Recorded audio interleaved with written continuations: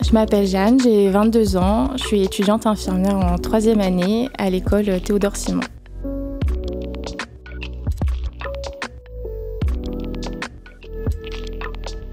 L'étudiant expert, un podcast original de l'IFITS. Un podcast par les étudiants infirmiers pour les étudiants infirmiers.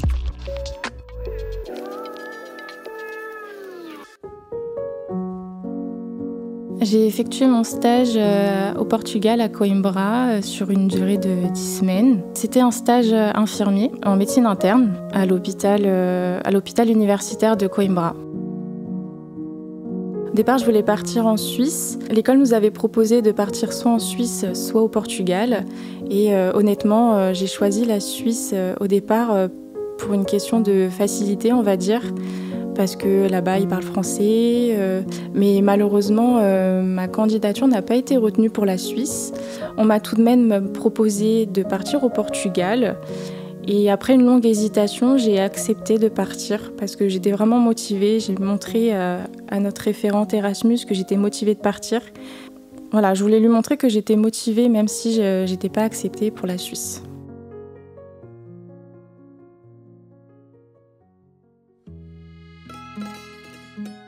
Ce qui m'a motivée pour faire un stage Erasmus, c'est surtout l'expérience de vivre un peu l'aventure, de partir à l'étranger, de voir un nouvel environnement, de voir une autre méthode de travail. Alors, l'Institut de formation Théodore Simon a toujours été un institut avec des valeurs humanistes tournées sur l'étranger. C'est pour ça qu'en 2005, nous avons donc décidé de candidater au programme Erasmus. Cette candidature a été approuvée par la Commission européenne et donc nous avons dû commencer à faire nos premières mobilités étudiantes et nos mobilités formateurs en 2006. Nous avons donc commencé par 2 pays, la Hongrie et la Roumanie, et au fur et à mesure des années, nous avons développé nos partenariats. Maintenant depuis 2005, on a développé des partenariats avec la Belgique, Liège et Bruxelles, avec le Portugal, Porto, Lisbonne, Coimbra, Viseu, avec l'Espagne, Grenade, la Finlande, Turku, l'Italie, Rome, la Lettonie, Riga, la Pologne, Nisa, la Roumanie, Cluj-Napoca et la Turquie, Adana. Et l'objectif, bien sûr, c'est toujours de développer un peu plus de partenariats avec d'autres pays européens pour que les étudiants puissent avoir un panel de choix le plus important possible. Alors, on a passé un entretien individuel pour montrer nos motivations. Elles étaient 2 à nous poser des questions. Donc voilà, qu'est-ce qui nous motivait ? Pourquoi on avait envie de partir ? Pourquoi on nous choisirait nous et pas quelqu'un d'autre ? C'est des questions un peu qu'on peut nous poser lors de cet entretien. Au cours de ma candidature, je pense que, en fonction des questions que j'ai reçues, elles ont essayé de me déstabiliser, de voir comment j'allais réagir, de voir si j'avais des ressources, parce que c'est important de voir qu'on n'est pas sensible ni fragile, qu'on a un certain caractère et qu'on soit capable de partir seul. Et j'ai montré que je pouvais contrôler mes émotions et garder mon sang-froid. On demande aux étudiants de nous faire donc une lettre de motivation et un CV. Alors une lettre de motivation, qu'est-ce que ça veut dire ? C'est que je motive mon intérêt à faire une mobilité Erasmus, c'est-à-dire pourquoi j'ai envie de partir, qu'est-ce que ça va pouvoir m'apporter et quels sont les objectifs aussi de cette mobilité. Suite à ces candidatures écrites, il y a un entretien qui est fait, un entretien pour faire ressortir les motivations, les capacités aussi de l'étudiant à pouvoir s'adapter aussi au domaine de soins ailleurs qu'en France.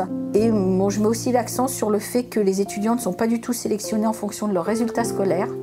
Ce ne sont pas les résultats scolaires qui sont importants, mais c'est plutôt l'attitude et le comportement que les étudiants ont eu depuis leur début de formation et leur investissement qu'ils pourront faire dans cette mobilité, parce qu'un étudiant, quand il part en Erasmus, il représente d'abord un pays, la France, il représente un institut de formation, et ce qui est important, c'est aussi ce qu'il va renvoyer quand il va partir dans ce pays. Donc l'entretien est quand même basé essentiellement sur aussi de nouveau les objectifs, ce que ça va leur apporter quand la lettre de motivation n'a pas été assez exhaustive et quelles compétences ou capacités il va pouvoir développer en partant. Au niveau de mes craintes, alors oui, j'en avais beaucoup. J'étais très stressée. C'était ma première fois que je partais entièrement seule, sans mes parents, sans personne. Je suis partie vraiment toute seule. Et j'avais très peur de ça, comme j'ai très peu confiance en moi. C'était surtout au niveau de la solitude de partir seule, de me dire que je serais la seule Française. Et finalement, ça a été vraiment une expérience incroyable. Alors l'intérêt de ces mobilités Erasmus, c'est que les étudiants puissent vivre leur futur métier d'infirmier dans un pays autre que la France. On sait que maintenant on est quand même dans une société multiculturelle où ils seront amenés à rencontrer des patients d'autres cultures, d'autres origines. C'est aussi se confronter à des difficultés. La première est bien sûr la barrière de la langue. C'est de développer des capacités aussi d'adaptation. Pour certains étudiants, c'est la première fois qu'ils partent. Alors c'est un challenge pour eux, puisqu'ils ne sont jamais partis en dehors de la France ou alors seuls. Ça leur permet de voir comment justement ils s'adaptent et puis comment ils peuvent gérer aussi un budget. Ils développent des compétences, alors ce que j'ai dit transversales, des compétences organisationnelles, des compétences relationnelles. Et ça leur permet de pouvoir remettre en question leur pratique en France et d'avoir une analyse différente des soins hors France. Au niveau de mes représentations, j'étais très stressée, je ne savais pas dans quoi je m'aventurais. Je me disais que j'allais devoir parler portugais, que j'allais devoir parler entièrement en anglais. Je pensais que j'allais être entièrement seule. Et finalement, pas du tout. On est très bien encadré. On ne part pas dans l'inconnu entièrement seul. Alors, comment je me suis préparée ? Ma référente pédagogique en France, ma représentante Erasmus, m'a expliqué tout ce que je devais savoir, tout ce que je devais préparer à l'avance. J'avais reçu des mails pareils de la représentante Erasmus au Portugal, de tout ce que je devais apporter de moi-même, tout ce qui est linge, tout ce qui est effet personnel. Sur le plan administratif, j'avais des documents à envoyer, CV, lettre de motivation qui était en anglais, mon CV aussi qui était en anglais. Pour ma lettre de motivation qui était en anglais, j'ai d'abord écrit en français tout ce qui me passait par la tête, pourquoi j'avais envie de partir. Et ensuite, j'ai demandé à ce qu'on m'aide pour la traduire en anglais. J'ai d'abord essayé de le faire toute seule et on m'a quand même aidée pour la traduction pour éviter qu'il y ait des fautes. Donc je l'ai fait avec un peu d'aide. J'avais très envie de partir, j'ai montré dans ma lettre de motivation que j'avais envie de partir, que j'avais envie de découvrir un nouvel environnement. J'avais surtout envie de nouveautés dans ce stage, de voir de nouvelles choses. À partir du moment où j'ai reçu la réponse pour mon départ, que j'avais bien été reçue pour partir au Portugal, notre référente Erasmus m'a envoyé un certain nombre de documents à lui faire parvenir. Si je me souviens bien, d'avoir un certificat médical pour partir, de toujours lui renvoyer une lettre de motivation, lui renvoyer de nouveau le CV. Les documents importants, c'était surtout les dossiers médicaux, si nos vaccins étaient à jour, si on était en état de partir.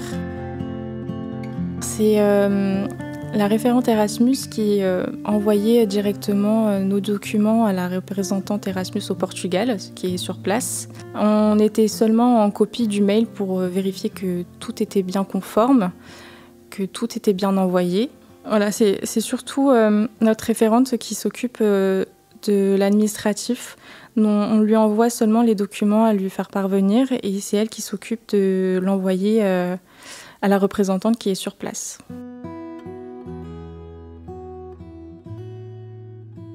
Alors, mon arrivée au Portugal a été très mouvementée.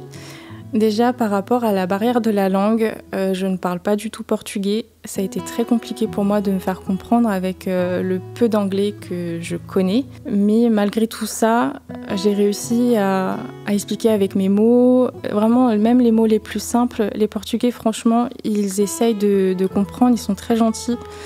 Ils sont dans la compréhension. Et comme Coimbra, c'est une ville universitaire, beaucoup de gens parlent anglais. Donc c'est le point positif. Même si le voyage en taxi a été très compliqué, j'arrive tout de même à destination. La représentante Erasmus m'accueille et m'explique où est-ce que je dois me diriger pour retrouver ma chambre. Elle me donne les clés. Je signe des documents pour dire que je suis bien arrivée à destination, que j'ai bien récupéré mes clés de chambre. Et elle demande au monsieur de la sécurité de m'accompagner jusqu'à l'internat, donc jusqu'à ma chambre, pour éviter que je sois totalement perdue, parce que je comprenais pas vraiment ce qu'elle voulait me dire. Donc on m'explique tout ce que j'ai à savoir. Voilà, on me donne du linge pour mes draps. On m'a offert un t-shirt à mon arrivée avec le logo de l'école. Donc j'ai trouvé ça très, très sympa de leur part. Alors au niveau de la chambre, elle était vraiment super. Une grande chambre pour deux, une grande salle de bain. On avait même un petit frigo, vraiment tout petit, mais c'est super. On avait 2 bureaux, des casiers pour nous ranger nos affaires. On avait même 2 grands placards, donc vraiment une super chambre, vraiment. Alors en ce qui concerne l'organisation de cette mobilité, alors une grande partie de cette organisation est assurée par donc, la responsable des relations internationales, qui prend contact avec les différentes universités pour demander un nombre de places de stage. Une grande partie des universités possèdent des hébergements. Donc les étudiants ont la possibilité de choisir un hébergement au sein de l'université. L'avantage, c'est qu'elles sont aussi avec d'autres étudiants d'université d'ailleurs, ce qui fait un enrichissement aussi différent, puisque on baigne déjà dans un autre pays, et on a la possibilité aussi de se créer des contacts avec d'étudiants d'autres pays. Alors, ça représente une majorité des pays dans lesquels on les envoie, mais ce n'est pas valable pour tous les pays. Par exemple, l'Espagne, la Finlande, pour les étudiants qui sont partis, ou alors l'Irlande, les étudiants devaient par eux-mêmes trouver un hébergement. Je suis arrivée à l'internat 2 jours avant le début du stage pour m'installer, pour m'organiser, pour être le plus détendue possible. La veille du début de stage, on a une journée d'intégration où les professeurs étaient présents pour nous expliquer un peu comment ça allait se passer au cours de ce stage, tout ce qu'il fallait savoir au niveau administratif. 2 étudiantes portugaises étaient présentes également pour nous expliquer où était l'hôpital, donc on y allait à pied. Elles nous ont montré des endroits sympas, des bars, la place étudiante, ils appellent ça, pour les endroits un peu sympas à visiter. Alors mes premières impressions, j'étais très stressée. Je suis une personne qui stresse pour un rien, mais finalement ça s'est très bien passé. C'était très difficile au début au niveau de la communication avec les autres étudiants, comme mon anglais était très nul. J'avais pas un très bon niveau d'anglais, donc avec les autres étudiants c'était dur, mais on arrivait quand même à se faire comprendre, et ils étaient très gentils. Ils essayaient de reformuler leurs phrases pour que je puisse comprendre. Et j'étais pas la seule française. Il y avait 2 autres étudiantes françaises qui étaient présentes aussi, donc ça m'a rassurée sur ce fait que j'étais pas la seule étrangère, on va dire.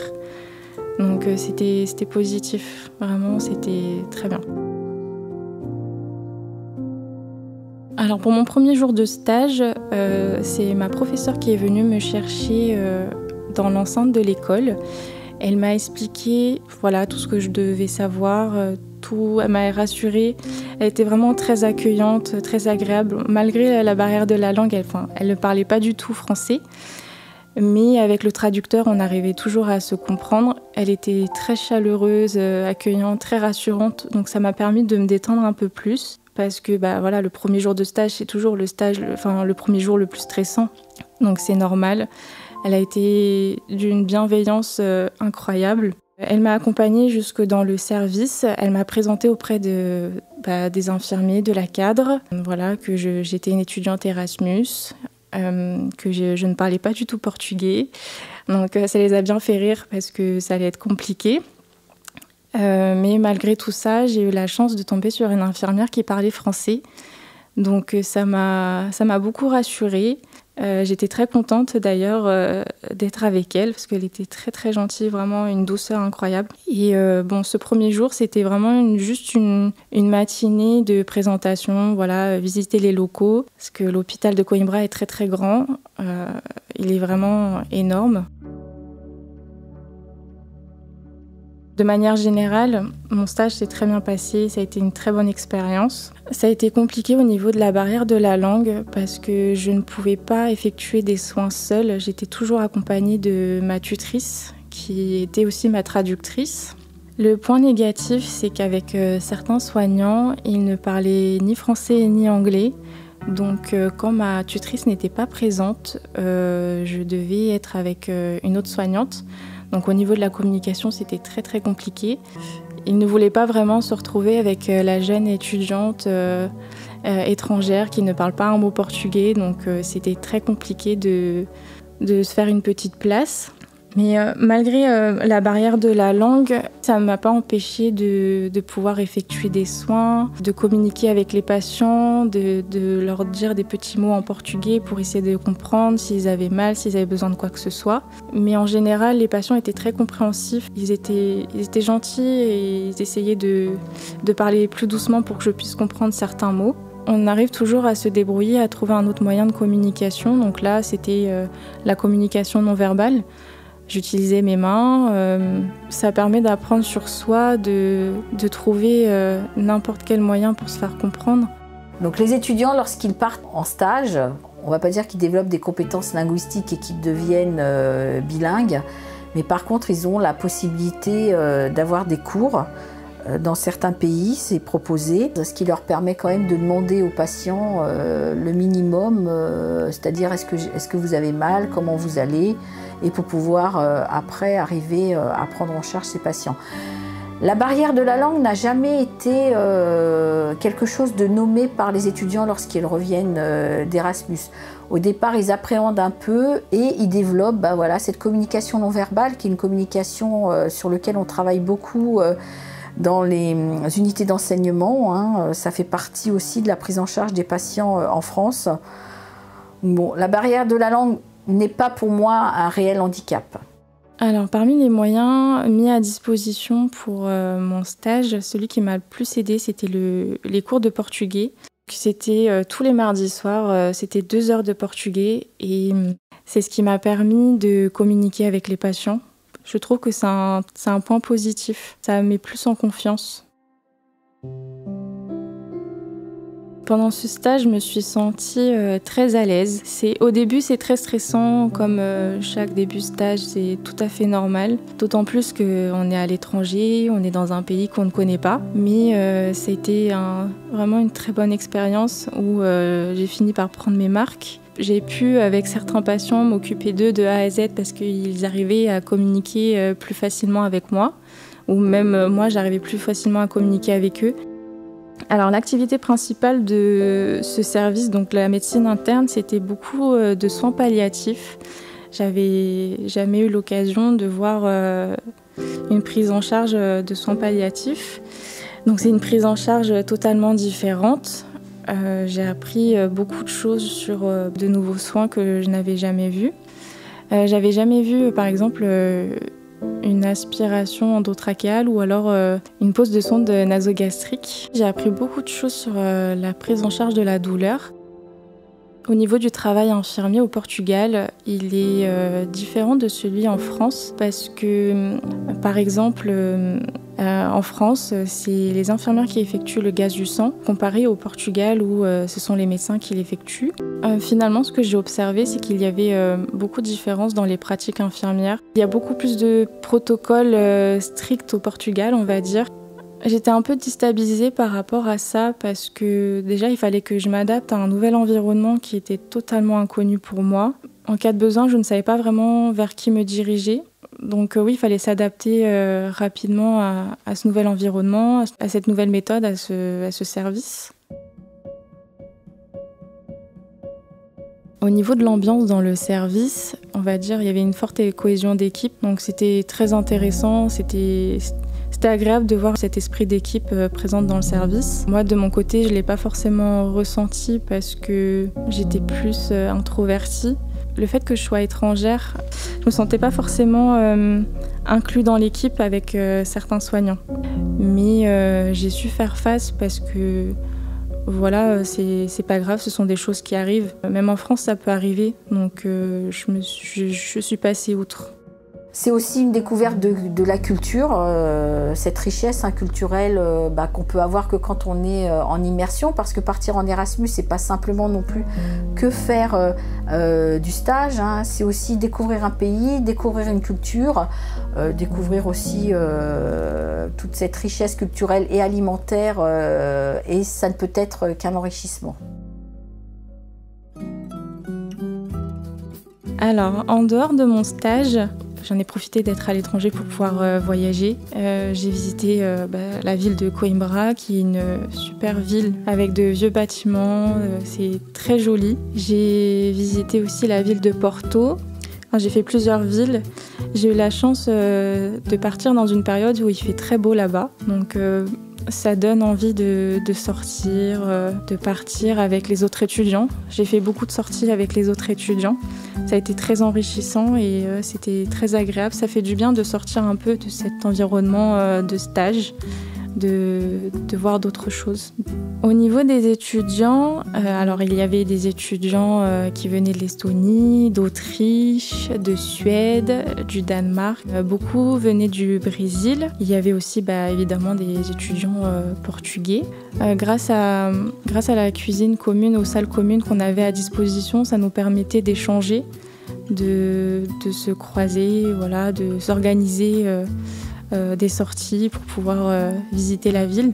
Avec les étudiants, on échangeait beaucoup aussi sur nos pratiques qu'on voyait lors du stage. Est-ce que tu as déjà vu ce soin? Comment tu le pratiques? Parce que j'ai pas compris. Est-ce que tu peux m'expliquer différemment? Donc on voyait les différents parcours de stage de chacun. C'était très intéressant de voir la formation infirmière en fonction des différents pays qui peut être différente de celle de la France. Et j'ai surtout appris à développer mon anglais car c'est la langue internationale.